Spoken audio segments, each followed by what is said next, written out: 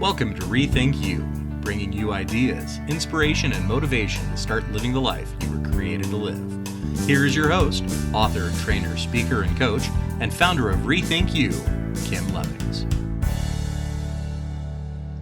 Well, hello, and welcome back to the Rethink You podcast. I'm excited to introduce you today to Dr. Apurv Gupta, who is actually a director of clinical variation and provider alignment at a company called Guidehouse. But also, Dr. Gupta is the co-host of a podcast called Making Healthcare Work for You. And those of you who have been tracking what's going on Rethink You, you know that we're getting ready to do the Think Health Summit here on May 15th. And Making Healthcare Work for You is actually our sponsor. So Dr. Gupta is here with us today to tell us his story.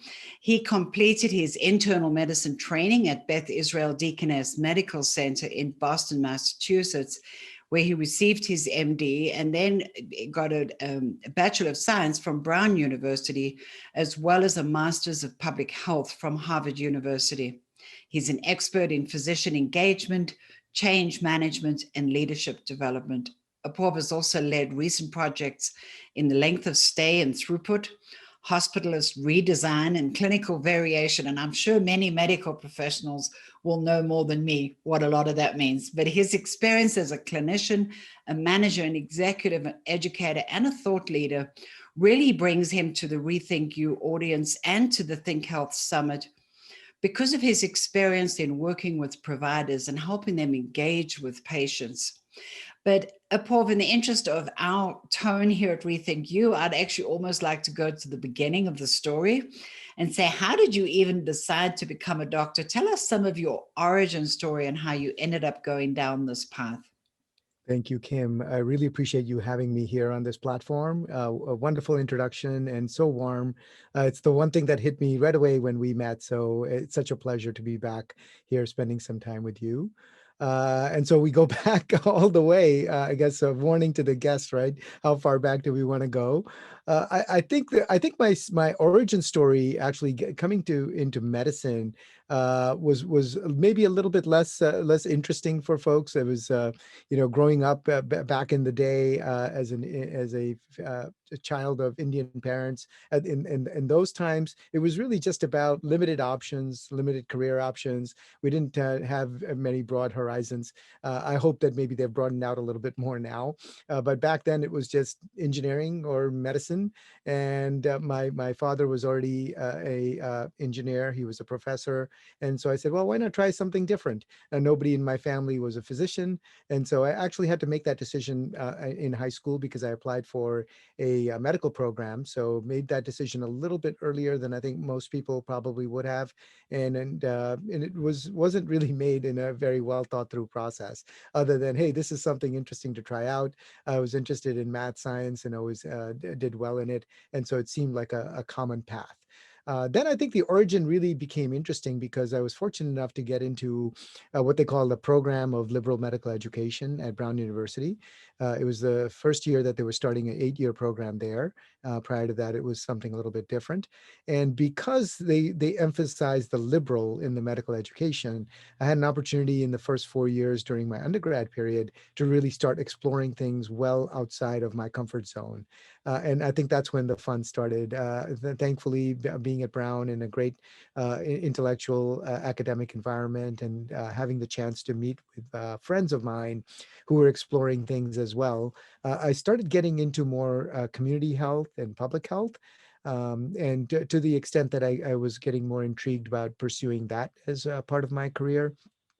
So I decided to take a year off during medical school and actually pursue a master's in public health.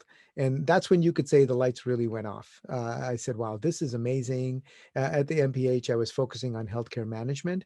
And I really loved all of the concepts that I was learning about more population-based care. And how to be a better manager, how to develop systems, and the tools that are required to help make care better. And so that's really what I attribute the real origin story to. It's kind of around the time when I was almost finishing up medical school and then realized that maybe public health is actually a great career track. And then all along the way, since then, way back then, every decision that I've made about my career, I've always been thinking about what can I be doing that actually makes me a better manager, better administrator, a better public health expert. And so that's, we can delve into it even deeper, but at least that gets the origin story started. Great. Well, thank you so much for that introduction. And yeah, my muse, as you said, your cultural background did kind of steer you towards one of two paths. And I'm familiar with that trend, as many other cultures can identify with. And your interest in public health also interests me. And I'm sure that some listeners would appreciate being educated in some of the key differences between traditional clinical health, providing, sort of working in a hospital or being a doctor with your private practice versus private community health or public health specifically. So talk to us a little about some of the differences or things that you are concerned about in public health that typically perhaps the run of the mill, for want of a term, doctor wouldn't actually be thinking about. Yes, Kim, I think it's a really good point to delineate because we may be making assumptions about what one is and versus the other.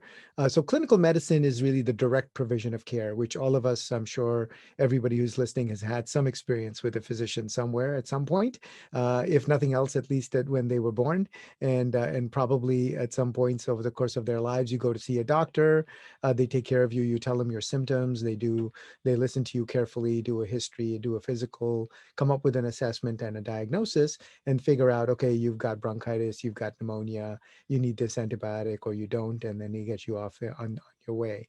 So that's really clinical medicine. And there's many variations of that. Obviously, we know there's so many different kinds of specialists that are out there in cardiology and GI and neurology and the like. But ultimately, at the core of it, when they're providing clinical medicine, that's what they're doing. It's the direct doctor-patient experience and the opportunity for them to figure out what's going on with you. Now, so to contrast that, really what's happening in public health and community health, and really the variety of it I practice, which is really more, I would say, a management version of it because I practice more in a hospital-based setting. The idea is to look at populations of patients. So one person with pneumonia, the clinician treats with antibiotics. Now the system wants to know, well, what about the 100 patients that come in here every week with pneumonia, or the several thousand that we have every year that might have a heart attack or congestive heart failure. So it's kind of trying to roll up that individual experience and trying to understand how good of a system have we set up so that we can ensure that the entire population of patients is getting the right care in the right way, in a good manner, that delivers high quality service as well as high quality outcomes and reduces costs at the same time. So it's really looking at it at a more systematic level. Interesting. And I could see how management and leadership would impact that as well, working within a hospital. So talk to me a little about the work that you're doing with leadership within that context and hospital systems. Because as I said, I think this is fascinating and educational for those who are not in the medical profession, who just are the end consumers of these services, but have never actually thought about what it takes to run a hospital or public health system. So talk to us a little about, as I said, specifically also the leadership aspect. Yes, thank you, Kim. So leadership, I think you're making such a good point because I think it's hard to do public health without integrating it with leadership. Certainly, as a clinician, you could be your own shop. You could hang up a shingle somewhere and see patients, and it's more like an entrepreneur. You're setting, you're trying to figure out how to make do and provide the best care you can for your patients. But once you start getting into public health, because you're now talking about larger numbers of patients, it's very difficult to do that unless you're thinking about management and leadership, because you have to think about systems of care, and you ultimately already are thinking about beyond one physician, beyond one nurse. You're thinking about a group of people that have to provide that care. And if we're going to, beyond just studying it, if we're going to try to study it and then figure out what the challenges are with it and then try to improve it, then naturally that's where leadership comes in, because you have to be able to think about what is it that we collectively think is a challenge. How do we get everybody on the same page and understanding that? that as a challenge? How do we prioritize it? How do we then drive resources to that problem? How do we apply some a disciplined approach, quality improvement, total quality improvement, lean or Six Sigma? There's a number of different disciplined approaches that we can apply. But as you're doing all of those, you're really doing that with a cohort of people. And again, so it's inevitable that leadership winds up becoming very closely integrated with the delivery of public health type services, because you're ultimately trying to influence a group of people to start thinking about how they can make the care better. And so in my own journey, I've had a number of different leadership roles. I think that's part of the fun of it as well. I've been the medical director. I've been an entrepreneur as well. I've been a chief medical officer, and now I'm currently working as a management consultant, where I help clients and guide them in figuring out how they can improve their leadership systems in order to deliver better care.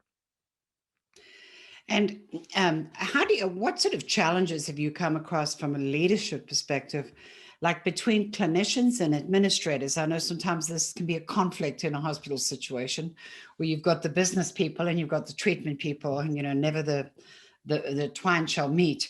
But if you could think of some examples of challenges that you've solved through effective leadership systems, or perhaps pulling on some of those constructs that you mentioned. Yes. Yes. I think, again, another essential question. I think it gets right at the heart of the matter. The clinician's real incentive is to want to make sure that they're taking care of the patient that's in front of them. And they feel that the suits, so to speak, or the public health professionals are really more interested in dollars and cents or high level outcomes, or systems of care, and they're not paying enough attention to the individual patient. So that's really where the strain, I think, comes in, where clinicians feel like they cannot respect administrators and managers, is because they feel that ultimately the support that they're getting for taking care of their patients isn't really there. And the way to solve that, Kim, I think, is kind of the heart of what you're getting at, is you've got to keep the patient front and center. It's important for the physician to keep the patient front and center, and it's important for us as any public health expert, management expert, consultant. I think it's important for us to remember that ultimately we're only fixing all of these issues because we're trying to make healthcare better for an individual patient. And it's easy to lose that when you start summing up individuals into hundreds of thousands of lives and encounters. It can become a number, and you can become a little bit numb to that process. So I think that the challenges that I think are the most fun to resolve, being a clinician, and then also a administrator, manager, consultant, and public health expert, is always trying to keep the patient in mind, and keeping that in the center of all of our interactions with the clinicians, so that they can remain grounded and aligned with us in terms of the kinds of changes that we're trying to create. Just powerful information. And, I think COVID pandemic notwithstanding, your approach in terms of, the podcast that you're helping co-lead with Stephanie Fields right now, the Making Healthcare Work for You, and the messages that you and I have been talking about. Talk to me a little about your personal opinion and some of the influence and work that you're desiring to do in terms of equipping patients to take more responsibility for their care, and not just, I sometimes visualize this river and you kind of throw a stick into it and it just goes with the flow. Yes. And sometimes that's how healthcare feels for the patient. They don't know how to navigate it, so they just throw themselves at the mercy of whatever is out there. And I think that that's what we're doing with the summit, to start turning that needle a little, saying you can actually figure out how you're going to get in the water and how you plan to swim in that water. So, and I know that I'm speaking a lot around the context of the question, but it really is your personal opinion and thought as to how we can turn the tide in medical care to make it more patient centric, but also for patients to become educated to take responsibility for their health. Mm-hmm. Yeah, Kim, I think I'd probably answer that by stepping back, as you mentioned, the show that I'm co-hosting with Stephanie. We just conceived of that show just a few months back. Actually, it was beginning of this year. Hard to Mhm. believe because it feels like time has gone by so fast. And the point of that show, we call it "Speaking of Making Healthcare Work for You." The reason why we thought there needs to be a show like this on healthcare is we felt that there wasn't enough attention being focused on the individual professional and the individual consumer. There's a lot of jargon, there's a lot of complexity in healthcare, and we felt that we had an opportunity to cut through that and bring directly to individuals an opportunity to understand some of these complexities in healthcare a little bit better, maybe gain some unique insights into some of the leading challenges, such as access to care, mental health, behavioral health, things like burnout. There's so many issues that are plaguing healthcare today, and we felt that our individual healthcare professionals and consumers deserve to hear a little bit more and understand those better. And then we wanted to leave them with some bite-sized solutions that they could implement themselves and don't have to wait for other people to come and solve healthcare for them. I think that's what you're really driving to. As we've been doing that show, we've had the privilege of having a wonderful number of guests that have come and talked to us from many different vantage points.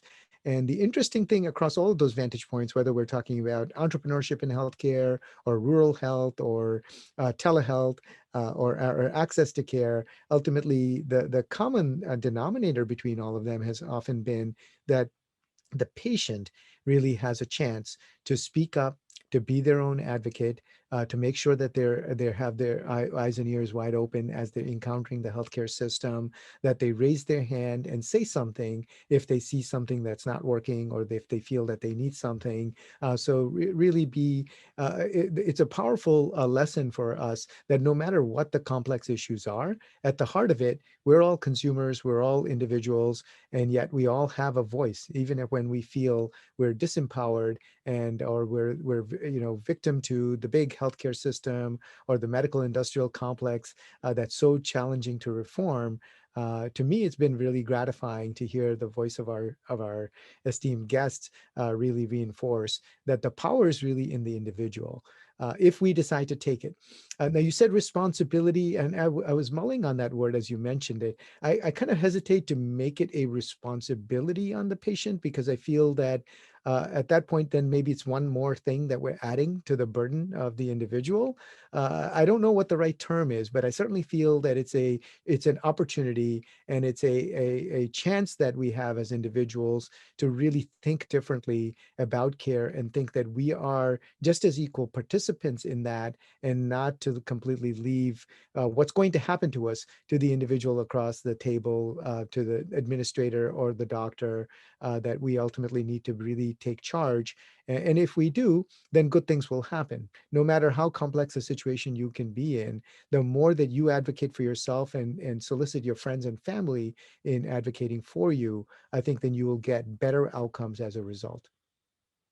And that's a great point. Thank you for clarifying that, because maybe instead of responsibility, it should be ownership. It's like taking ownership or interest. And I think that the trend that I've seen and that others have become aware of is that there's too many patients who don't take that ownership, that don't sort of do their part. As you said, they have to engage and be an active participant in their healthcare journey and not just expect the doctor to solve the problem. So, it's like, give me a prescription, but I'm not going to change anything about my lifestyle. I'll Yeah. just pop extra pills in order to continue doing what I'm doing. I think Yeah. that's what I was getting at. Well, But let's sort of take a little bit of a left turn here. And as people in my audience know that I'm a thinking coach and I'm concerned about the mind-body connection, I know too that you and I have had some spirited conversations about the power of thinking yourself into health and the power of the mind and the soul, and that you're a whole person. So if you want to talk to us a little bit about your own journey of discovering that there's a whole lot more than just the physiology of the human body. So if you're willing to share that with us. absolutely. Thank you. Yeah, I think, on national, air here, certainly I think it's a wonderful opportunity. And I would love to talk about it, Kim, because I think it's something that I think we don't get to talk about much, and I think it's important to understand each of our personal journeys. You may think that as a physician, I had this as my training. Unfortunately, it probably wasn't. I mean, I think I got really good training. I went to great medical school and great residency program and had a chance to work with some really fantastic clinicians. But at the same time, all throughout that, I don't think I had much appreciation for the holistic approach. I would probably look at it askance, wonder what it is. I could see it growing over the years and maybe decades if I could think back that far. Although I'm not even sure I had that level of vision to be that foresighted to understand. Wow, there's this thing called wellness that's emerging, or there's this thing called holistic, health that's emerging. I unfortunately haven't had that level of insight. What did come happen to me is that over the last few years, I went through my own personal journey, which really started to open up my eyes. And it just happened by chance, I think, or those of us who are on the inside may think there's nothing happens by chance. But but certainly at that point, to me, it felt like it just a random opportunity that arose. I had a personal illness of my own that I'd recovered from a few years back, and I couldn't quite connect anything directly to that. The subsequent year, what I had shared with you previously also, Kim, was that I was just happened to be transitioning from a independent contractor role at Guidehouse to a full-time role at Guidehouse, the company that I'm currently working with. Used to be called Navigant at the time. And as I transitioned into that full-time role, back in September of 2017, it just happened that there wasn't any immediate project for me to be placed on. So I had some time on my hands. I was on the beach in consulting parlance, and I said, well, what should I do to make some productive use of the time? So I just started picking up some books that were lying around. Actually, there was one that my wife had read a couple of years prior, and she tried to encourage me to read. And I said, of course not. I don't need to read that book. I feel like I've already got that one. Thank you. It happened to be Mindset, which I hope many of our viewers are tuned into. I'm sure if they're viewers of yours, Kim, they've probably heard of Mindset, a book by Carol Dweck, a psychologist from Stanford. And it's about fixed mindset versus growth mindset. And once I read that book, the lights again really started going off. I had been resistant to reading the book prior because when my wife had introduced it to me, I said, well, I'm already growth mindset. That's the way I think, function. That's the way I work. So I'm not sure what I'm going to get by reading this book. But when I finally read it and I did the rubric that's in the book, I said, oh my God, I'm probably only 50% growth mindset. There's so many things here that I didn't even realize comprise growth mindset that I could work on. So that was an eye-opening beginning to the journey. And from there, again, I still had the privilege of having a little bit of time on my hands. I call it my own mini sabbatical. And I just started reading more psychology books and positive psychology books. Another book that I really influenced me was a book called Flow by a psychologist from University of Chicago named Mihai Csikszentmihalyi, and that really influenced me profoundly. And then learned Optimism by Marty Seligman from University of Pennsylvania. And these books, just kind of as I was reading them voraciously back to back to back, I felt that they were just getting absorbed into my psyche. They were just literally, I've never had that experience before, reading. And I felt that they weren't just concepts to me, they were going right inside my mind, and my mind was changing. And that journey started helping me understand what we really talk about when we talk about the mind body connection and what holistic means. From there, I continued down the path and did more investigation into biology, neurobiology, hormones. There's so much that the world of science has learned over the last 40 years that I just hadn't actually been, privy to. Not because it wasn't available, it's just that, my mind hadn't been looking in that direction. And as I started looking, I just found more and more and more, and my curiosity just kept getting more aroused. Ultimately, I wound up getting into some spirituality texts through that process, Buddhism and Hinduism and Christianity, Islam. I pretty much tried to read whatever I could, and I found that that was really, the source of a lot of this positive psychology and holistic approach to health. So that's when the mind, body, spirit connection really started becoming clear to me. And now I could say, oh, wow, now I understand what all these people are talking about when they think that ultimately the way in which we approach things is within us, and it's up to us, and it strengthens my belief again in the conversation we were having just prior, which is that we as individuals have a lot more power in what we can do for ourselves and for our health than we give ourselves credit to, largely because we've just become takers in of the healthcare that's being delivered to us. And I think putting it all together, we have an opportunity. I like what you had to say. We have the power, we have the choice, we have the ownership that we can take of our minds and our bodies, and participate more actively in the process of becoming healthy.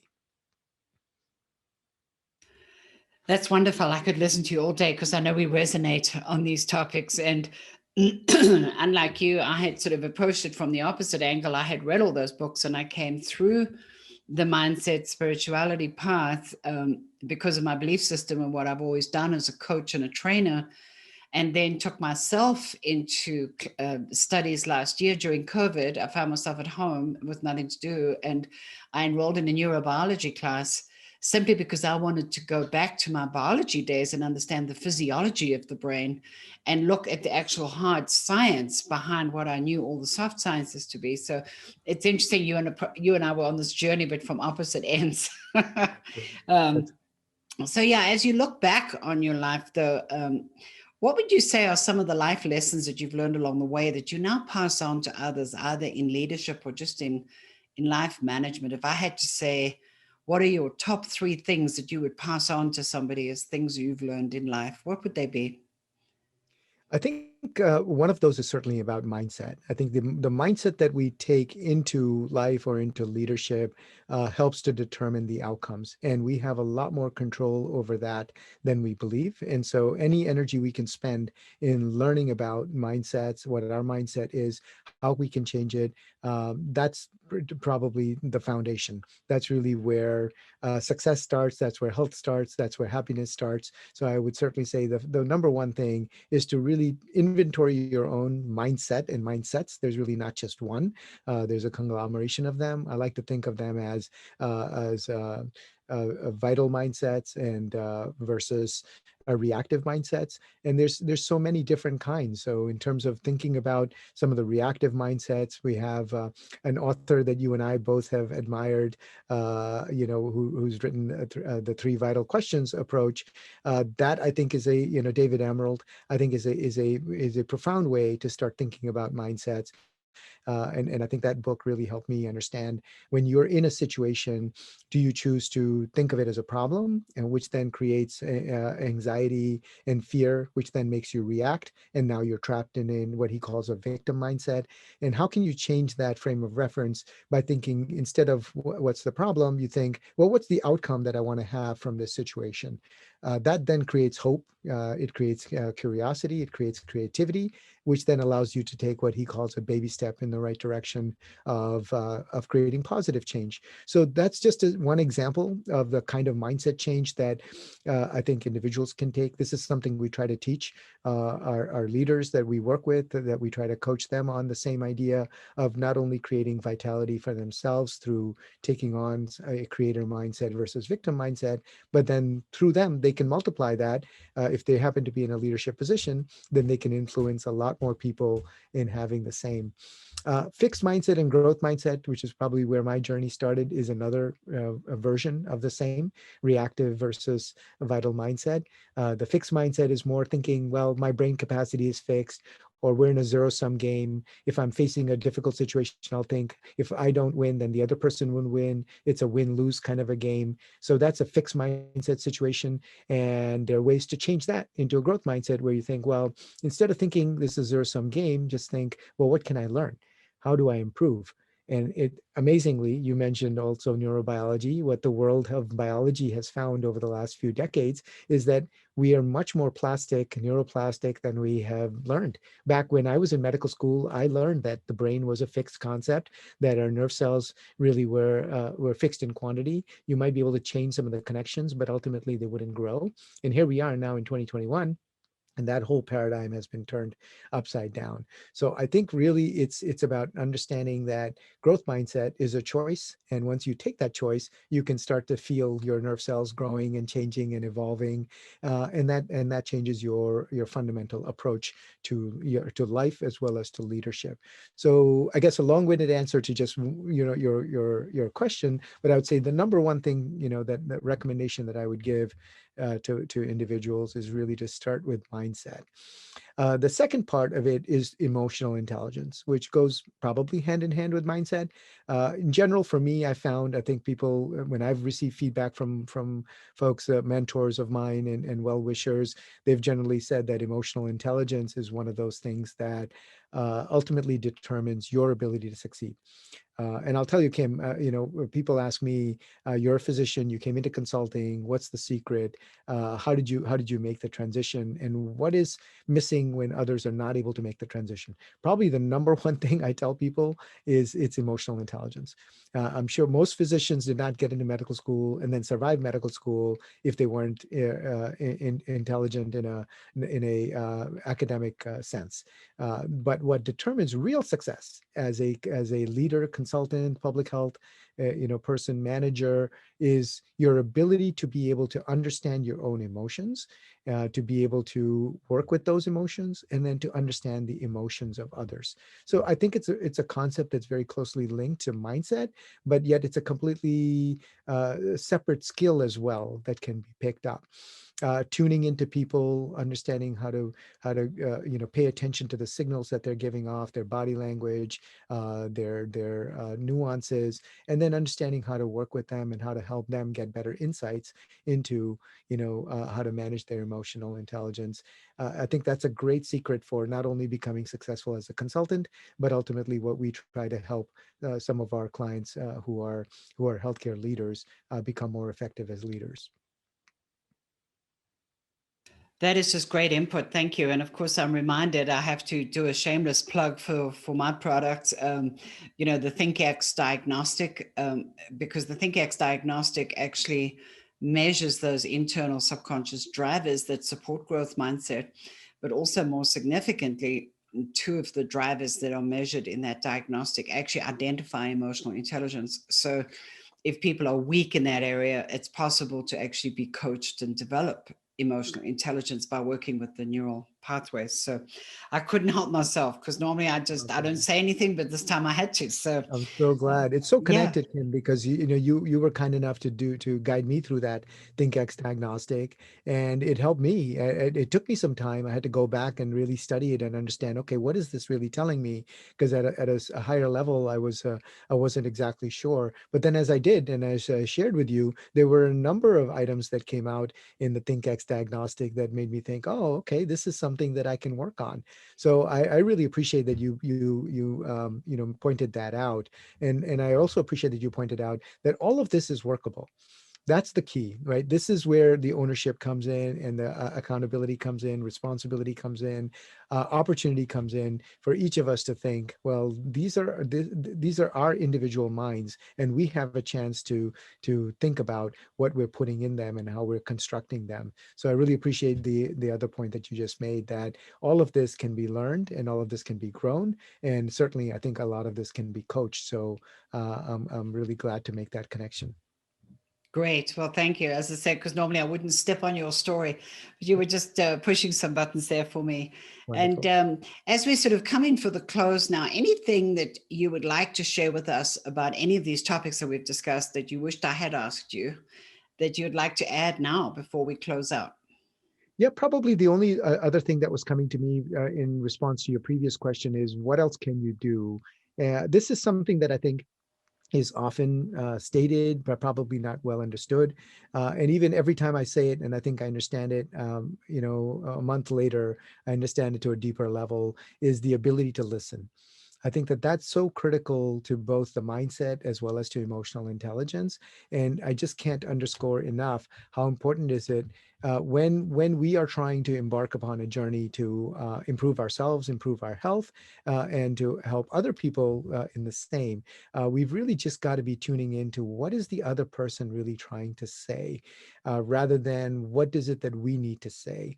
Oftentimes, was we as clinicians, especially, get caught up in, well, I've only got 15 minutes, and I've got to communicate a lot of information to the patient, and so I've got to get this out because I'm the expert, and that's what the patient came to me for.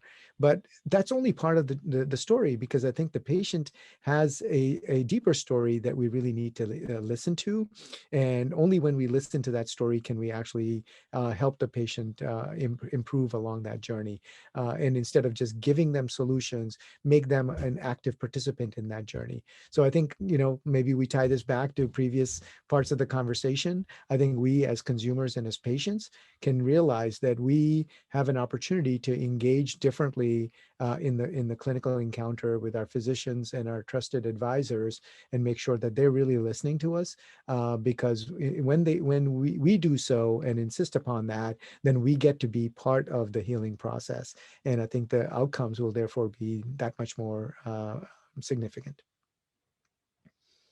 Absolutely. Thank you. So well said. And this has been a pleasure. As I say, I could listen to you for hours. I know we've had multiple conversations. I'm really honored that you've been on our show today, and the fact that I can call you a friend. You're a new person in my network, and just really blessed to have met you through Stephanie. So thank you again for being on the podcast, Apurv, and I hope that people enjoy listening to you at the upcoming summit too. Thank you. Thank you, Kim. Such an honor. I really am so touched by what you just said. I'm looking forward to many more years of friendship and being inspired by you. I've learned a lot already. So, it's so inspiring to be thinking about the work you're doing, the webinar you're putting on. Thank you for inviting me to have some role in that. Wonderful. Thanks so much.